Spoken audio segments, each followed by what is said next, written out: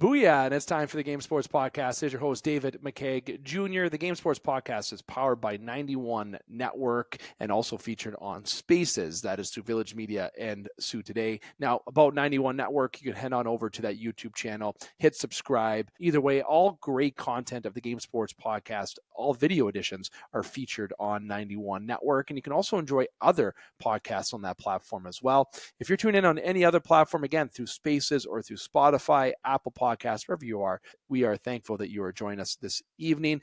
And also, make sure you like, follow, and subscribe. We appreciate the support. Now, the Game Sports Podcast, I'm a little bit of a special kind of edition here. And no, not the special editions that you're used to hearing on this show with having a guest, a athlete or a figure, a celebrity figure come on the show as a guest to join myself and perhaps someone else. It's actually the first show that we're having in the new location of the Game Sports Podcast. I have moved locations, moved homes, and there is a new office set up. And if you're on the video version of 91 Network, you get to see the different background that I have going on. Simple yet effective is what I will call it, but also a little bit of familiarity as well. And if you are seeing what I'm talking about, you will understand. But if you're on audio, you're going to have to take a pause and come check it out on 91 Network. Now, here on this segment, as I mentioned, the first episode that we're doing in the new office of the Game Sports Podcast, we are going to have a different approach to this show. And we are going to do one segment, not split up in multiple segments. We are going to get into a lot of hockey on here we also plan to discuss a little bit of baseball and a little bit of basketball if time does allow to do so. But we're going to be doing it in segments throughout kind of a non-official ticker system, let's call that. You will not see tickers on the bottom here as we are not yet doing this new format, but it is going to be one segment, and Jordan Trudeau is going to be joining me live while recording at a timed spot, which therefore will allow us to give you the content in more brief and also summarized portions, and not be as long as we usually are, but to trial a new format here on the game for your enjoyment. So please don't hesitate to give us your feedback below, as we are looking at exploring having some live stream content in the near future for you to be able to join on. But on this episode, you're listening to a pre-recorded edition of the game, and the date of this recording is on May the 15th, and I'm currently recording at 6:52 p.m. on May the 15th, so it's before any hockey games have currently went on, so we'll make sure the content you listen to won't be any kind of, let's say, old news by the time you tune in either this evening or tomorrow morning or whenever you have the opportunity to. Make sure you like, follow, and subscribe nonetheless on all the platforms of the Game Sports Podcast. Now, in this first segment, I'm going to be diving into a lot of things and pure things of NHL. When Jordan Trudeau joins, we'll get into the other content, okay? And I don't mean to call it other content because that's just as important to discuss. But at the end of the day, obviously, I think a good majority of you, especially if you know me and if you follow the show, you are definitely tuning in right now because you're expecting a reaction, especially since you know, based on this recording and when this was uploaded, that it'll occurred after Game 5 of the Eastern Conference semifinals between the Toronto Maple Leafs and the Florida Panthers. And don't worry, I will give you that time to be able to enjoy feedback from a Maple Leaf fan, but it might not be as you expect, okay? We got other news in the National Hockey League to talk about. And before I dive into the National Hockey League playoffs, I want to dive into some news around the National Hockey League. Coaching moves have occurred. This is our first episode. This is probably what I should have touched on at the beginning, that we've done since April the 30th. It's now the 15th, as I mentioned. So we've had a couple weeks vacation, and it's all due to yours truly having to move and doing all the fun joys of that. And we've had minimal uploads on our social platforms. So we're sorry that we've been ghosting the last couple weeks. But now that you see us on your feed, you're like, oh, I got to make sure to listen to this episode, especially the timing. But the NHL playoffs, we'll get to in a minute, as I mentioned. Coaching moves is what I'm going to get to first. Rick Tocchet to the Philadelphia Flyers. Now, I did have brief mentions of that on this show, but I more so talked about this outside of the podcast. And it was at a recent hockey tournament locally where we learned that Rick Tocchet has moved on from the Vancouver Canucks. And I'm not surprised that he has joined the Philadelphia Flyers. Look, it just makes sense. And for those of you who maybe listen to different YouTube channels, different gaming type of channels, and why I'm saying that's relevant, 2BC Productions, I'll give him a little shout out. He has great franchise videos, as does Tactics. Those are a couple of videos I like to enjoy on my spare time. But on the 2BC recent Philadelphia Flyers franchise video, he talked about Rick Tocchet and trying to get him as a coach and talking about how legendary he was as a Flyer. And when I saw Rick Tocchet get fired, it made me think of that stream, because I do remember Rick Tocchet as a Philadelphia Flyer, but I didn't have that on my list for him just to leave Philly and jump and go there. But when I saw that video, then after I saw that video, Rick Tocchet resigned a few weeks after that, I said, oh my goodness, this is a perfect lineup. Rick Tocchet wanted to leave Vancouver and had his eye on that Philadelphia position. I tell you right now, that's where he wanted to go. That's where he feels he wants to be. And it is a good fit. The Philadelphia Flyers have had different moves on coaches. And you know what? This one might be the one. They have some players in place, Michkov. They have guys there that can get the job. Then they have some draft picks that they're going to have to try to hit on. But this is a destination that's could be attractive to players, especially when they're playing well. But Rick Tocchet has a very unique coaching style. He can help older veteran players. He can help younger players. Philadelphia fans, you should be excited about Rick Tocchet. I think he's a very, very good coach. The Vancouver Canucks, speaking of coaching moves, Adam Foote now goes over to the Vancouver Canucks. Adam Foote, Sault Ste. Marie Greyhound legend, Adam Foote, may I add, but also overall NHL legend. He has a fierce nature to him. And I think, this is a good replacement for Rick Tocchet. And this is an organization that has went through a lot this year with JT Miller, has went through a lot with Elias Pettersson, and good moves by the Vancouver Canucks. Mike O'Sullivan, a little bit older news, is going to the New York Rangers. I'm very curious to see what Dubas does in Pittsburgh. Yes, because of the Sault Ste. Marie Greyhound and the Sault Ste. Marie ties. But it's not like Sheldon Keefe's available to take from the New Jersey Devils. So very interested to see what Kyle Dubas does in Pittsburgh. But I think getting rid of O'Sullivan was the wrong decision. It's not his fault the way that team performed. That team is just not where he thinks it's going to be, because even though you have Crosby, Malkin, Karlsson, this is not the team that is going to be a playoff team. I think you need to observe moving guys. Karlsson, if you can move that contract. Sidney Crosby, look, the new coach that goes there has a project. Sticking to the topic of coaching, Echo Sullivan, Rick Tocchet, and Adam Foote all have new homes, and interested to see what the rest of the offseason brings. But I'm not thinking offseason, because we're still in the playoffs. Speaking of the playoffs now, transitioning from coaching to the playoffs, we've had a very exciting playoffs right now. And I think there's been a lot of good stories. And to be honest, as much as I picked Washington to beat Montreal, that you can check out on our TikTok page, that's at the Game Sports Podcast, where we had predictions for that. I was hoping the Montreal Canadiens would have defeated the Washington Capitals, and then Montreal would have beat Carolina, and then we would have had an all-Canadian Final Four: Oilers, Jets, Leafs, Habs, right? And I'll get to the Leafs in a few moments. People are rolling their eyes there thinking, oh, you think they could actually get through the Panthers. Look, I'm going to save that for a moment. The Washington Capitals beat Montreal, but I feel like Montreal, despite losing the games and losing that series, I think they were actually putting up a good fight in that series. And I think this has been a good growth forward for Montreal. I think that experience in the playoffs is just only going to help them further, and watch out for Montreal. The Ottawa Senators, look, if anyone thought that the Leafs should have swept the Senators, you're nuts. If you look at the standings, the Senators were not an 8th or even 7th place team. This was a 6th place team, if I remember correctly, if you did a 1 to 8 seeding. And despite being the Toronto Maple Leafs, you would have been a 2nd seeding overall if you're doing 1 and 8, if you want to go that literal. The Ottawa Senators were a team that weren't too far away from 50 wins this season. This is a team that shouldn't have been underestimated, in the Leafs winning in 6, despite me and Alex picking them in 5. Look, good fights. All in all, it's been a good playoffs, and I'm giving a little bit of extra love to the Montreal Canadiens and the Ottawa Senators, exceeding expectations. Ottawa, I think, meeting them by making the wild card, but overall, it's good to see the Canadian teams get into the Stanley Cup playoffs. Now, current rounds going on. Look, Carolina, as I'm recording, they're just getting ready to have puck drop against the Washington Capitals, and the Jets are going to be playing the Stars tonight. This could be the Jets season tonight. This could be Capitals season tonight. We don't know what's going to happen by tomorrow morning, but nonetheless, I wouldn't be surprised if both Carolina and Dallas did win. But being on the road, right? I find that when I look at the games tonight and I see Carolina, Washington, and I see Dallas, Winnipeg, Washington and Winnipeg got to capitalize based on the games that they have tonight. And having the games at home is where they have to win. It's the home ice advantage. Try to get that pressure back so they go back to play game 6 on the road. Connor Hellebuyck winning at home, I feel like he's more successful on the road, but either way, this is not a guy who's been successful in the playoffs. And it's unfortunate for Winnipeg, who is such a strong and perfectly built playoff team, in my opinion. But as I sit here, I think you could see 2 series end tonight, but let's hope not, because I would like to see these series go a little bit more deeper. But Dallas is looking really impressive out of all 4 of those teams.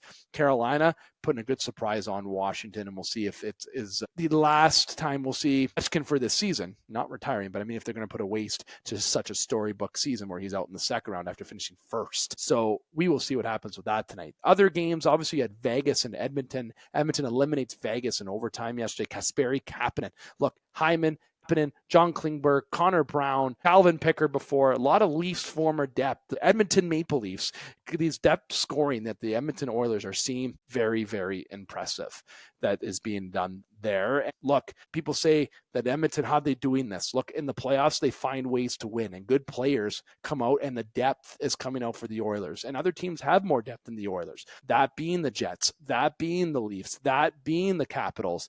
But the players that are showing up right now is the Edmonton Oilers when it matters most. A lot of these guys know what it takes to get there because they were a part of this team last year when they lost to Florida at 7. And if you're a fan of hockey, you should be happy that Edmonton has moved on, and seeing Connor McDavid go further. And he's made the conference finals. They're 3 out of the last 4 years, if I recall correctly. And now he's going to try to make his second consecutive Stanley Cup final. But it's going to be a tough road, even if it's Winnipeg or Dallas. Vegas eliminated by Edmonton.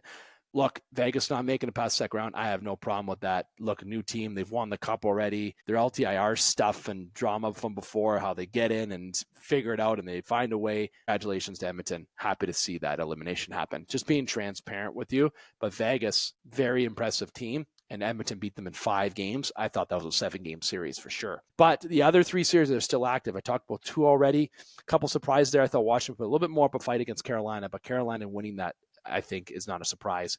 Dallas beating Winnipeg. I thought, despite how good Dallas was, I think I really underestimated how Dallas is in comparison to Winnipeg. I thought Dallas was good, but I didn't realize how good they truly were. That is a very impressive hockey team they have on that ice. But we'll see what happens after tonight, what the lay of the land is before we get into our next episode next week, as we're going to start getting into our routine segments. Now, I'm going to get into the topic that people want to hear, probably by me talking. And as I sit here, I know Trudeau is currently waiting in the wings, and I have 8 minutes to myself to discuss this. And so the Toronto Maple Leafs are the Florida Panthers series. Obviously, I'm going to give them a little bit more discussion on here because everyone knows that I am a Toronto Maple Leaf fan.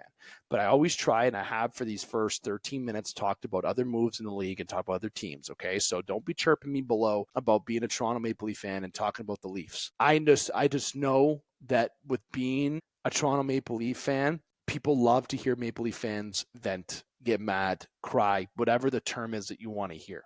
But let me spin it in a different direction for you. This is, if not, the biggest fan base in the world. You don't hear it in Scotiabank Arena because it's full of suits. And I've talked about it on this show. It is quiet. The playoffs, you do hear a little bit more noise when they do well. When they lose, they boo you off the ice and throw jerseys on the ice. Look, I'm not going to get into throwing jerseys on the ice that much, but booing last night, the date of this recording, which again was Thursday, last night being Wednesday, the booing was warranted. It was warranted. Fans paid big money for that game to see the Maple Leafs get absolutely spanked in that game. And that's not a word I want to use too often on this show, but that is exactly what happened. They absolutely just got torn apart by the Panthers, no pun intended. There was a difference in level in that game.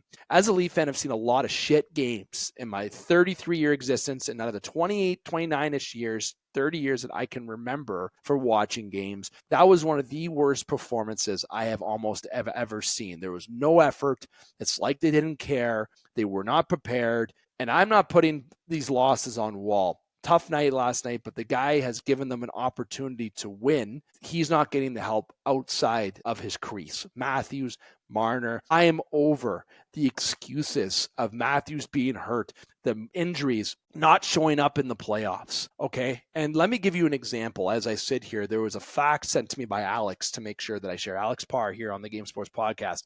Mikko Rantanen has 8 goals in his last 6 playoff games. Mitch Marner has 7 playoff goals over the course of his 6-year contract. Make that of what you will. I don't not talking about points, showing up when it matters most. And the Toronto Maple Leafs are currently down. They are down in the series 3-2 going back to Sunrise. Last night, the game, the fans had a right to boo. There was no effort. Florida was the better team, and it's not Joseph Woll's fault that the Florida Panthers came back to make it a 3-2 series. They go back to Sunrise. That's going to be not an easy win. Okay, they weren't successful there in the first 2 games. And this is what's going to happen. You're either going to know in the first 5 minutes of this game that you're going to get the Toronto Maple Leafs that you expect to get, or you're going to get the Toronto Maple Leafs where you're going to be sitting on the couch like you were last night going, oh boy, we're in for one tonight. Ever since Marchand got that winner in overtime, it's like the sails were just deflated out of the Toronto Maple Leafs. Ever since that happened, they came back in that game. They went into overtime. That there was a different spark. Ever since that game, this team has not been there. They have not been existent. Since that moment until now, it's like the Leafs have just been deflated.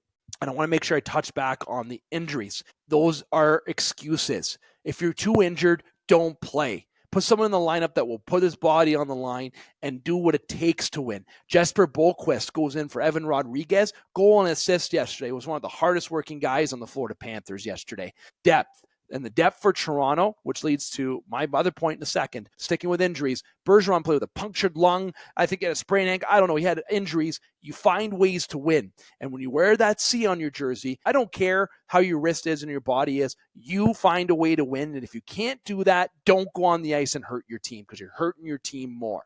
Talking about the point of when I talk about Jesper Bohlquist for a second, there is a guy that comes in off the lineup and just does a good job, makes his efforts known, right? And I've already forgot about that one point that I want to jump into. My apologies. But diving into Bohlquist for a second, that's what's on my mind.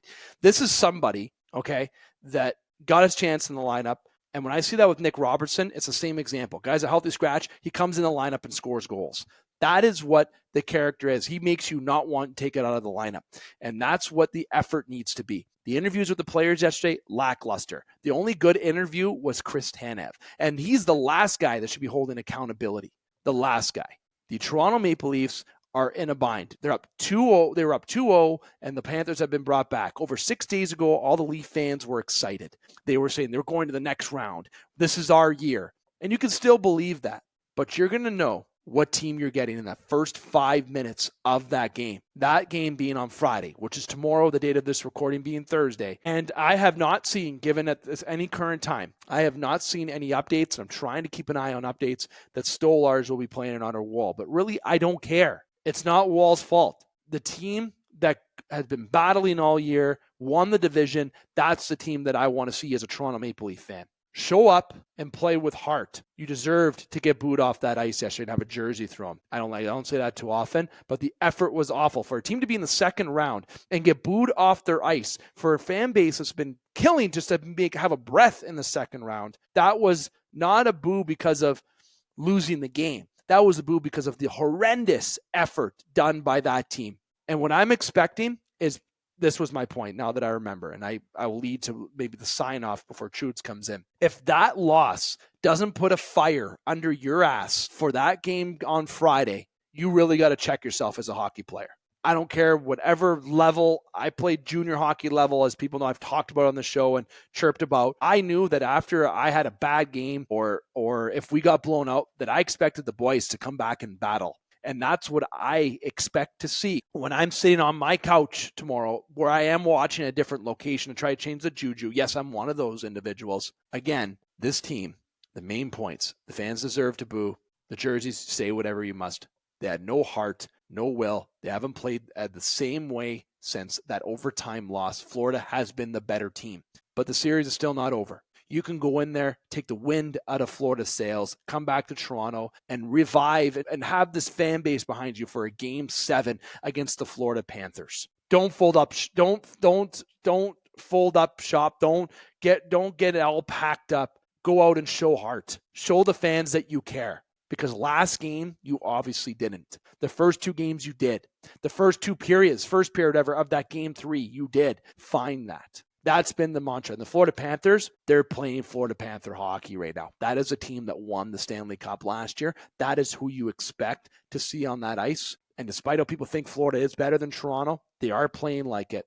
but Toronto can win this series. This is anyone's series. These are two really good hockey teams. And the Toronto Maple Leafs are now behind the 8 ball when Florida was. And good teams find ways to win. And the guys that I'm looking at are Matthews, Marner, Lienlander. I'm looking at these guys to step up and play and show heart, especially number 16 and especially number 34. Show heart, don't make stupid plays, and play the way you can. That's a host/fan have for you. Florida Panthers, though, look, you're playing good. Bobrovsky, you gave him confidence, gets a shutout, only lets 1 goal in 2 games. The defense are scoring at will, point shots. Look, Toronto to score goals, screen Bobrovsky, get traffic, shots from the point all day. That is when you are going to score against Sergei Bobrovsky. Just telling you. I'm not going to give you a prediction. Do I think there'll be 7 games? Not going to tell you. But I'll tell you from a fan perspective, I hope there is. But I can tell you one thing.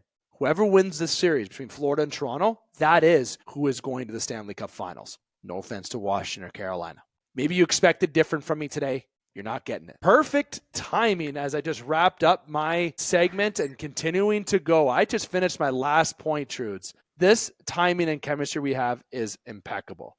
I told everyone here that we're recording that we're trying a different segment, that we're trying a different. It's that you're jumping on and we're trying to evolve to a different kind of format with the show, with segments and how we want to do it. So Trudes, thank you for joining us, my friend. You actually joined at the most perfect time. That is mint. How you doing? I'm great. How are you? So I am like right into it here. Awesome. Right into it. No, this is awesome. Here's the thing. I didn't vent. Oh, I just talked about the Toronto Maple Leafs, but I kept it in clean perspective.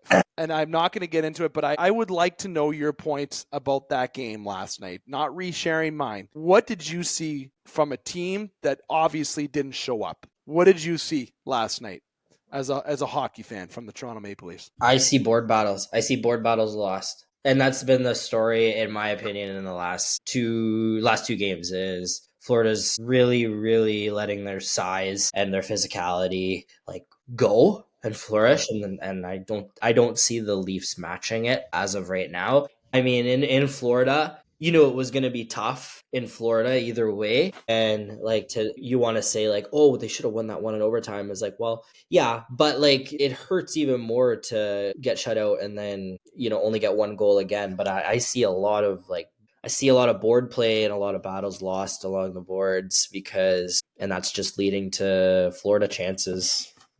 Like offensive chances, odd man rushes. And I don't really think Joseph Woll, I don't think we blame him at all. Like he's done his job. He did his job in Florida. Last night he got hung out to dry. But I mean, this, like, you just got to adjust. I think you got to try and find a way to get pucks to the middle and then generate shots to the middle of the ice and have traffic in front of Bobrovsky because nothing's beating him right now either. Nothing. Well, that's been hockey chat for me. As I promised with Trudes, we're going to be talking on the major junior scene more so. And then I'm going to bring 2 topics to Trudes that he wasn't really prepared for. It was baseball and a little bit of basketball, but not where you think, Trudes. Draft lottery basketball is what I want to get into. Yeah. Major junior update, going to go to you to take the floor. You can centralize the current playoffs. I know that obviously the London Knights, currently everything going with Oshawa, Easton Cowan, Leaf Prospect, who had a very crappy World Juniors, but looking really good in the playoffs for the London Knights. We have the major junior hockey scene. Trudes, updates that you can provide to us there on from a OHL front overall and a Sioux Greyhound front. Yeah, so right there, it's an Oshawa London final, as we really predicted on this show. And I think that a lot of people were expecting that, to be honest. I don't think that there was any other storyline there that made sense. And London's currently up on that one 3-1. Oshawa handed them their first loss of the playoffs there. Surprised. I thought in game 1 in London, which was pretty impressive. Andrew Gibson, former Greyhound, getting 2 goals in that one. But like London's depth is showing, and they have played really well the last 3 games. Game 3 was a doozy. It was actually like 5-1 point, and then it ended at 7-5. Oshawa came back in the last period to make it interesting there. But that game's going on right now. Game 5 there is going on right now, and it's 0-0 in the first. Oshawa We may can see an OHL champion tonight. We can see yeah, it. they may steal one more, but I think it's gonna be London. And the Memorial Cup is probably gonna be London hosting the Memorial Cup at the end. So I mean, like that's kind of going as expected. In the if we're looking ahead in the WHL, it looks like Medicine Hat and Spokane Ooh, is the final. So Medicine Gavin Hat McKenna. is Gavin McKenna, which Mm-hmm. would be kind of interesting. Like if they make it to the Memorial Cup and London makes it to the Memorial Cup. Well, Medicine Hat's up 3-1 on Spokane right now, but like it kind of reminds me of 2005 when Rimouski, when Sidney that Crosby. when that Yeah. London team went up against Crosby, ended up beating Crosby. So it's going to be Well a said. matter of like, can McKenna, barring they win, could McKenna be able to square off against the London Knights? And then it's looking like Moncton out of the QMJHL. They're playing Rimouski, and that one Speaking of Crosby. they're playing Sidney Crosby again, and they're up 3-0 in that series. So Yeah, so we're likely going to see, perhaps, this is a bold prediction, but London and Moncton will be there. I can't, the whole Medicine team Hat, this year. Yeah. So, I think that London's too powerful. And Easton Cowan, that move he made, you know which one I'm talking about. I don't even need to say it. Everyone knows if you watched a highlight reel in the last 48 hours, what's been invading that. And no, he wasn't figure skating out there. Maybe he did some when he was little to get that talent, but that was impressive, and you sit here and you can say as a Leaf fan, where was that in the World Junior? You can say, and that's typical Leaf fan-ness right there. So the NHL, though, it's a different path. Like I think Easton Cowan can be a very unique talent and score a lot of goals, but I think his feistiness makes him a very unique prospect. If he can do that type of moves, and he won't. The NHL is going to be a whole different game. But if he can bring that offensive game to the NHL with having that feistiness, that will be impressive. That is what you need to do. That's how Tkachuk plays. And no, he's not Matt Tkachuk. Matt Tkachuk's also bigger and built different. I'm just saying, look at Tkachuk, look at Marchand. Speaking of two Panthers, Sam Bennett, another Panther, right? So there's those guys make a living for being pests, but can score goals. That's the type of game that I think Easton Cowan will be most successful in the National Hockey League when he does make it. And if you're a Leaf management, you're not trading that guy unless you're bringing in a trade next year for somebody who is a top 3 forward. Okay, that's a prospect that you need to don't get rid of prospects. So I think there should be something a little bit of light for prospects at the end of the tunnel for Toronto. London's too powerful, Trudes.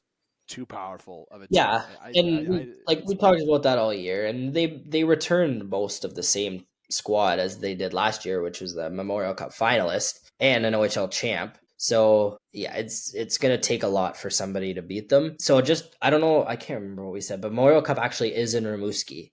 It is in Rimouski. So okay. Rimouski and Moncton are both qualified for the Memorial Cup now. Since I knew it was in the queue, but I forgot where it was. Yep. So yeah, it's gonna be Moncton, Rimouski, and probably Medicine Hat and London. So that's good. You get to watch Gavin, like you said, Gavin McKenna. We get to watch him. That's great. Like you want to see the best prospects on the big stage. That's important, right? Oh, yeah. But next, now, what this is obviously, and I would have touched on this at the end. This is part of our Chuck-a-Puck segment, and new format that we're looking at won't change anything with that. But Sue Grayon's front is what we talk about a little bit here, and I'll give a little dash for the Hounds here for two things: Brady Martin having an impressive showing on the international stage, but also the recent draft with the development camp that you recently went to. We haven't had a show since then because yours truly has moved. As you can see, I'm into my new house. It's a new background-ish. I brought back the Gretzky corner. That used to be a thing on the show, but I kept a couple familiar things. This might have to come down soon on my left, but if you're looking at it, whatever you're looking at, but I want you to take the floor about those two items before we transition to basketball and baseball, which people are going to be like, what are you doing? Brady Martin, go first with Brady Martin. Brady Martin kind of solidified what all Greyhounds fans have been saying about him all year, and he's moved up the draft rankings quite a bit. And it's looking like, Craig Button had him at, I think, 6 the other day. I watched TSN when they were doing a little segment on the NHL draft after the lottery. So he has him as early as 6, and that's Philadelphia taking him there. So, I mean, I think it's pretty much set in stone now that at the end of the day, he's not making it past Pittsburgh. Like, there's no way. It's Dubas is going to draft him. It's just a matter of time. Like, is he going to be taken before that? And when you read Twitter, like, a lot of people very impressed with him. Like, at the U18 championship, he had 2 goals in that gold medal game. I know Canada mopped the floor with everybody, but like, just his ability, his combination of skill and physicality is really what is very attractive. It looks like to NHL scouts, and like he body checks almost better than anybody right now in senior hockey. Probably one of the best, if not the best. I saw a stat as well. Connor Henderson sent it to me. His point per game average went up in the second half of the year. So he was averaging, like, I think it was like 20%. It was a metric that had his point per game measured like against like the 2 halves of the seasons. So like from September to December, then from January to March, his point per game metric went up. So he's trending up, and I think that's kind of huge as well. Like, you can see his development and his growth happening in quite a few areas of his game. Yep. So yeah, he impressed a lot of people, and yeah, he's most likely going to be a top 10 now, which is crazy because I think he started the year in the mid-20s range for 25th, 26th overall, around there. And now he's going to go top 10. So he moved up 20 spots there. And the development camp, you know what? A very, very positive thing out of the development camp was we saw pretty much all of the draft picks from the last 2 drafts at this development camp. So there was a lot of skill. There was a lot of like fast paced. It was fast hockey. Like that, Noah Loss, Ryan Kaczynski, the 2 first-round picks, they look ready to take on the OHL next year. They both have full Hounds gear, which is a good sign. And then a lot of names were impressive. It's going to be a competitive training camp in August. I think it's going to be very competitive. A lot of young players like looking possibly to take some spots, and there is the talent there. So it's going to be interesting to see who they want to surround Hayes Martin, their current 07 core, Chase Reed. Chase Reed. Yeah, Big fan. Big fan. And so it's gonna be interesting to see like what the evolution of the roster is going to look like in the offseason. Like, what kind of trades, what kind of moves are they going to make to like get the team ready for August? Another big thing too is the CHL is now allowing 3 imports on a roster. So yeah, that's good news. Good point. David Holleb looks like he was drafted to the USHL. So he may be on his way out of the organization, which will open up a spot. I don't know that for sure, but that just, I mean, we'll see if he takes his career elsewhere, but that might open up an import spot. So there's 2 or 3 players still to be drafted by the Greyhounds upcoming. So like the way the roster looks right now might look a lot different come August. And it's looking good right now. And you add some scoring depth with some import picks, you got yourself back as a contending team again. Obviously Brady Martin's going to be a force in the league. So he is. It makes it interesting for next year, especially if where and when he goes this year. And OHL Memorial Cup, the Memorial Cup bid, makes it very interesting what the Hounds will do next year. But you had a player that you brought up before we go to we segued to near the last couple topics of the show. You had another player that you were keeping an eye on at camp, and I don't want to pull up my phone to look through. You played with Chase Reed. We talked about it at Jaron Stagg. Caleb Croskery. Caleb Croskery played Chicago Steel last year. He is like a pretty highly touted prospect, and the Greyhounds kind of took a flyer on him in last year's draft when they drafted him the second round after Ryder Cali. He ended up coming to development camp. He's very polished. He made some really nice plays. I say if he commits, he's probably looking at a top 4 spot. He looks like he can come and take that reign there. And he wasn't like, it was just a development camp. So yeah, If you're looking for him, like Chase Reed is very noticeable. Dare I say, So not good. flashy, but you notice him all the time. He's jumping up on the rush. He's making plays with the puck. Croskery was more quiet, but definitely he got some points. He scored a goal, got a couple assists. Very quiet, but just really, really solid defensively. Made some nice plays. So hopefully we get to see more of that. Chase Reed getting that jersey this year. Quiz and fun fact for you, Trudes. I want to bring this to the screen for a second, so I typed this out. You probably know this fact, but I want to say it. And we like to give a little bit of extra love here for Sault Ste. Marie, because that's where the Game Sports podcast is from. I know we do have a big base of listeners from the Toronto area. Wonder why. The GTA area, and also Sioux, Michigan. Again, wonder why, given history, which is it's still close. I can go to the river and throw a ball in the water, and almost not. I wouldn't say I can hit the other side of the border. I'm not that good at throwing a ball. Trudes can tell you that, but you understand what I'm picking up, what I'm putting down. Do you know when the first Greyhound team was formed? I have an interesting fact for you today. I know this. I know some people in the city are probably yelling right now. It wasn't the OHL. It was, it was a different. Was it a U18 type of team, or was it just a junior C or junior A? So 1919, and it was in the Upper Peninsula League. 1914. Yeah, so I was close. You were, and they played. Now it's not a thing, but the Upper Peninsula League, and the coach was George McNamara. He suggested the team be called the Greyhounds, and I verified this on Wikipedia, but I looked at another source. This was in the book. It was in the Houndtown book. Yeah, it was in the Houndtown book. A Greyhound is much. He said he suggested the team be called the Greyhounds, since a Greyhound is much faster than a wolf. That reference was to the already established club, and that I've taken that quote from Wikipedia if you want to know where from, but that's also reference to the book, to the Sudbury Wolves. So that's the early years of the team. Officially, the team was founded in 1962. Okay, that's where if you want to talk OHL and the major junior hockey scene. But 1919. So a couple seasons after the Upper Peninsula League, they went over to the NOHA, the Senior A Division, where they won a championship in 21, 23, 24, and 25.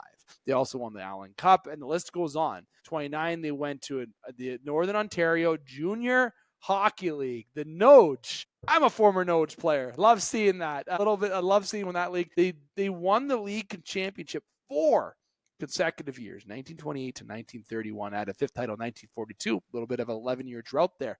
Junior hockey came to abrupt end in 1945 because of a Gouland Street arena that was destroyed by a fire here in Sault Ste. Marie. History that I didn't know. Okay, and there's more. It was revived. The Hounds were revived in 1948. They played out of Sioux, Michigan at the still-built arena called Polar Stadium. If you're in Sioux, Michigan, Sioux, Ontario, you know what I'm talking about. Like, the Polar Stadium. If you're from outside of Michigan, look this, or you're from outside Sault Ste. Marie, or in Michigan, wherever you are, States or Canada, Polar Stadium, legendary. The original hockey town is what they called Sault Ste. Marie, Michigan, where the Detroit Red Wings used to have their camp out of Polar Stadium. And then there was a lot more wins. And then when they won, they were founded in 62.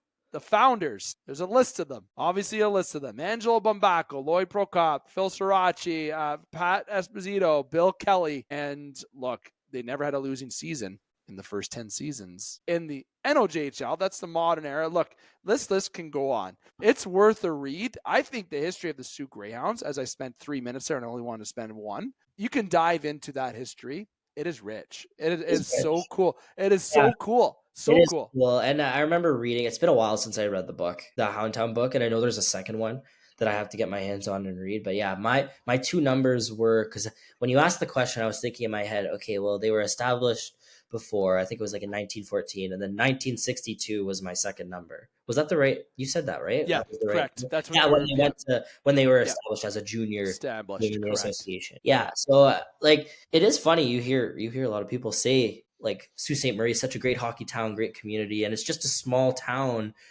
on the border, right next to on the border of Michigan. Yep. In the middle of nowhere, nothing really around it. But yeah, the reputation is there. The history is rich. And like, I wonder where this community would be without the team itself. Like it would probably look a lot different. So, very different. Very different. The way I think this team will be here for a long time. The fan support is great. Now, the last thing that I'll say, speaking of between Canada and the States, before we get into the baseball thing that I want to bring up in basketball, let's say chants getting chanted at a Florida game. Look, I'm not going to dive into this. I'm going to save this for next week, maybe when I'm in a worse or better mood. I don't know yet. But you, and I'm sorry, Trues, I got to say it once. You all fucking crazy. Okay? You are not. That never happens. That never happens. That's great.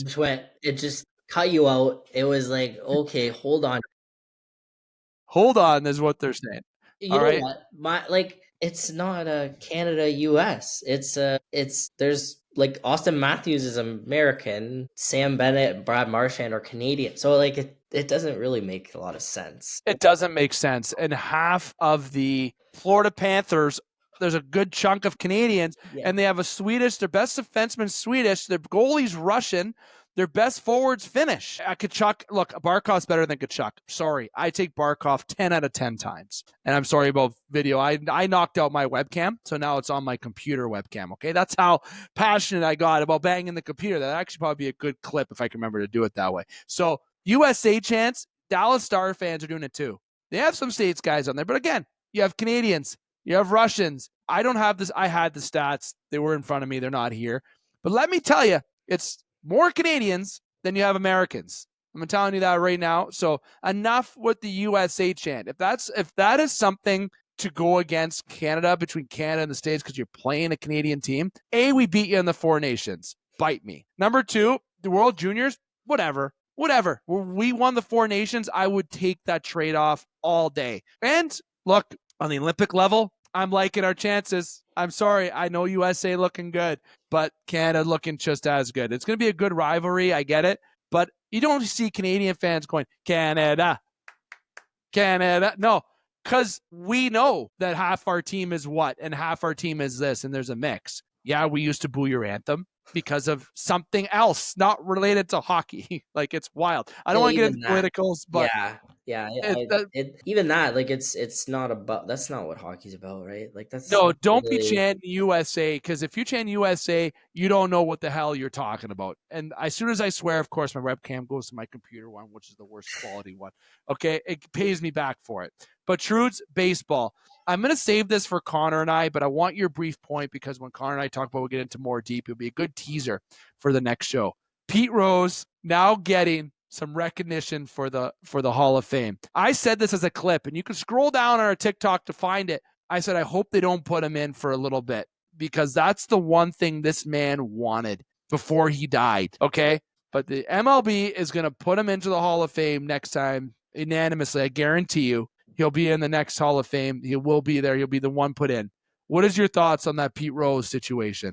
I want to hear your thoughts, and then me and Connor will do a bigger dive on it next week. I don't know. Like, it seems like a long time coming to be able to be a topic of conversation. I mean, I don't know if it makes it easier that he's passed on or not now. Like, is it better to honor him? I don't know. I mean, I don't know if I'm the right person to have an opinion on it, but like, I guess what it boils down to is you look at what he did when he played, and what is he he's an all-time leader in hits. 4,200 hits, something like that. Yeah, like, so was he a legend in the game of baseball? Yes. So, I mean, does his decisions, like anybody, do your decisions off the field impact your decisions on the field or in your place of sport? I mean, it should. Yeah, it should. So, but I mean, from a baseball standpoint, of course, 100%, he deserves the recognition. It's just, does he deserve it? I guess would be the question. Steroid usage, no. Pete Rhodes, because he freaking gambled, yes. Right. So, yeah, right, like, that's not that's something that and I think maybe now it's like there's more strict policies and laws on it, like when you're going to be a professional athlete. Like, you saw, like, they get in trouble, like Shane Pinto. I don't even like he had a gambling suspension. 80 games. There's 50 numerous PED suspensions, but I mean, everybody takes something. Like, these athletes, they take supplements. They really treat themselves with care. But I mean, hey, he could hit. Get the guy in the Hall of Fame. He could Get hit. the I guy. don't Get the know. guy in the Hall of Fame. I don't Wild. know. We'll see. We'll see what happens. Last topic, as we follow down a list of topics to touch on the show. Dallas Mavericks looking real nice on that pick, looking like a genius. Yeah. So your thoughts? Go on that. You must have a little opinion on it. Well, I don't see, and I had a conversation at work with my boss the other day about this. I haven't really followed basketball in a couple years, but from my understanding, okay, there was a trade, the Doncic trade. Luka Doncic, yeah. Luka Doncic was traded to the Lakers. Yeah, Anthony Davis and some other part of the package. Traded back, but the Mavericks had a 1.8 chance of getting the first overall pick, which is basically nothing. And the Islanders also had that too, and they won the lottery. Islanders, yeah. So I mean, rigged. That's what people. I look. I'm gonna say I don't think it's rigged. Why would the Islanders? Why would they give it? I feel like it would be rigged if it was the Blackhawks that got it. I think. Look, speaking of the NBA, I don't think the Mavericks were rigged either. I mean, it's no way it was rigged. There's no way. It's just one huge coincidence, I guess. I guess you could say that. But like, what a chance! What a chance! You take that, and I didn't want to dive into this too much, but I'm going to say, look, as a Raptors fan, I would have loved to see Cooper Flag, but as the Raptors won some games at the end, I'm like, oh, there's hurting your chances. But here are the Mavericks with a 1.8 chance going, doesn't matter where you finish. And that's the beauty of the draft lottery. And the NHL showed their draft lottery on TV. They did it a little bit different. Now, I don't think you can change anything in that machine. I know people are going to be skeptical, right? But I don't think there is. As much as people want to be pointing fingers at Bettman for being a Florida, Vegas, Utah, whatever fan, sure, you see that. He gives a lot of, he's looking at trying to go back to Atlanta. Okay. And he also has interest in going to Arizona. You're crazy, Bettman. That's not happening. But here on this topic, I'm talking NBA. So on the Mavericks front, that's luck.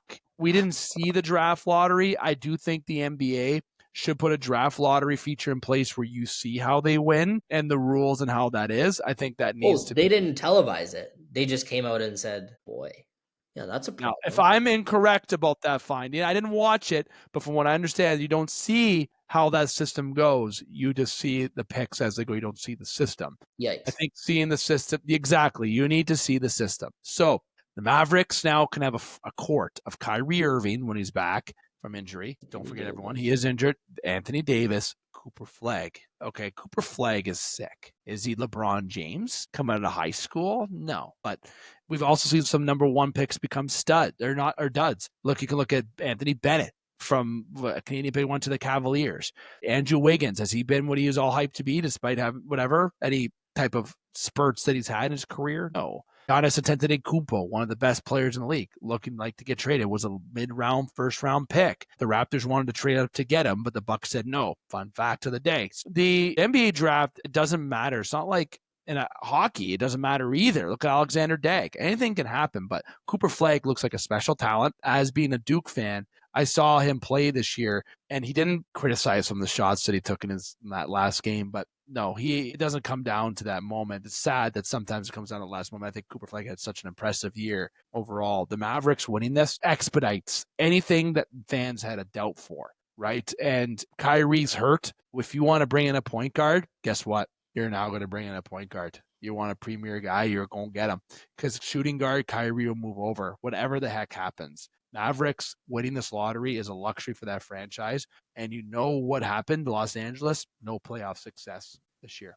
They get eliminated early. People are thinking the Mavericks won this trade. Look, they didn't get the first round pick from there. All right. Like, yes, they lost games because they lost Doncic. So now the GM's looking like a genius. But do you think he sat there and spun a crystal ball and went, okay, if I trade Luka, I'm going to only win 50% of my games. It's going to cause me to get the 1.8 chance. I'm going to win the lottery this year. Unless Adam Silver sat in there and went, we're going to give you the pick. That didn't happen. So the Mavericks look like geniuses, but overall, I don't think it was rigged. You hope it wasn't rigged, but it is a very high coincidence, a very strange coincidence, 100%, especially on a fan base where they gave death threats for the trade, that they were wanting not to come to games, that they were, now you get Cooper Flag. Everyone's like, well, I'm a fan again. So I'm sorry about all I said, right? I wanted to get that fact on this show, and I wanted to loop you in from a different perspective, from someone who maybe isn't a Duke fan. I don't know if you're a Duke fan or, yeah. So it's good to get your opinion on that. So let us know if you think below the NBA draft was rigged. Thought I'd bring that up on here. Trudes, this has been the new kind of layout. I kind of like the log in, log out, jump in, gives it that live feel. I want listeners to let us know how they feel below. And don't hesitate to chirp me about my camera flaw that I just caused myself. It was my fault, not my camera. Me banging my table caused my webcam to disconnect because I was hitting it too hard. New desk, by the way. I'm working it in. I'm trying to make sure it's got good quality for my upset. Well, you have reason to be upset. Like, it's okay. I wonder why. This team, 33 years. I remember 30 years of training. I cannot. It's still doable. That's the kind of the crazy thing too, though, is like people are like, well, they're done. And it's like, well, they're not. Like they're not done, but it ain't looking good. Sure feels that way, of course. Yeah. And I hope the players don't feel that way, because you'll know, as I said, and I'm going to end the show the way that I started it. Or not started. I talked about it midway through my first segment, so that's a lie. But you'll know the first 5 minutes. Yeah. The hockey game.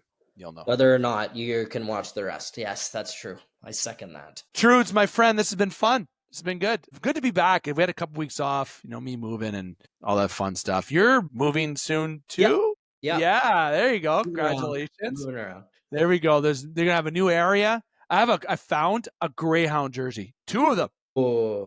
2 of them. What kind of Greyhound? Like, are they white one and red one? Okay. The circle. It's nice. I want black. The stars. The black matte one. I want the black. Yeah, that's cheer. Nice. Very nice. I hope they continue. Well, they'll continue with it next year, but it's a really nice jersey. Yeah. It's not even just it's sexy. Black it's so sexy. The black and the red with no white is like really cool. Yeah. Really cool. Bring it, keep it going. And Jerry Linscomb, if you're listening, dive into that. But either way, Trudes, I want to say thank you, my friend, for joining me here tonight and talking, Major Junior, but also baseball, basketball. Yeah, we went in that direction. Yeah. Thanks for having me. It's good to be back. I know we probably won't be as regular in Chuck a Puck over the next couple months, but that'll only make it more exciting come August and September. Especially with trying out different things and seeing how that goes. Looking forward It'll be fun. What's coming up. Yeah. It'd be good. Go Jays. I don't have my Vlad jersey up because I'm trying to be optimistic over here, but the Vlad jersey is at the ready. It's at the ready. I'm looking at it to be put in replacement of this pretty soon. You got to sign Bo now. Let's sign Bo. Let's sign him. Traded? I think he gets traded. So I'll leave it there. I hope not to. I'll leave it there. I'll leave it there. Trudes, thank you again. And I want to say thank you to everyone for joining. Make sure you like, follow, subscribe. Also, if you're on Spaces through Village Media today, make sure you're part of that platform. Very happy to be a part of that team with Spaces. And also 91 Network, YouTube. Hit like, follow, and subscribe on that platform as well to not miss anything part of the game. And anyone else who's on that platform, such as full-time podcasts, give a little bit of love, of course, to Catano and Daniel Scarpino, who do a terrific job, and overall the team with 91N. So make sure you head on over there to like, follow, and subscribe on that. But also TikTok. We've had a couple weeks off TikTok. We had interactions going. And then, of course, I'll be honest, I'm not the one who runs the social media page. So there's been a couple weeks off, approved vacation. So we're going to get back to some uploads there. So make sure you're on that platform. And lastly, I will share, I won 2 Blue Jays tickets at a Stag and Do recently. And these are at the KPMG VIP seats beside the TD behind the plate, I found out. Now, here's the thing. June 17th is the date of the game. My baby's due July. Does anyone think I'm actually going to that baseball game? Yeah, you are. That's the question we're asking everybody now. Now, I'll keep that as an interaction piece if you think I should go to the game or not. Okay. Now, Trudes, thank you again. Thank you to everyone. Again, like, follow, and subscribe here on the Game Sports Podcast. Happy you're able to join us for our first official segment in the new location of the Game office. Next time, we'll be back next week. We do plan to be back next week on likely Wednesday. Please be patient with our uploads as we start hitting the May, June, July, summer months. We do plan to have a weekly episode, but the dates may be sporadic, but the content will be consistent. So until next time, here to remind you, keep your stick on the ice, swing your bats, catch touchdowns, drain your threes, and shoot your shots. Booyah.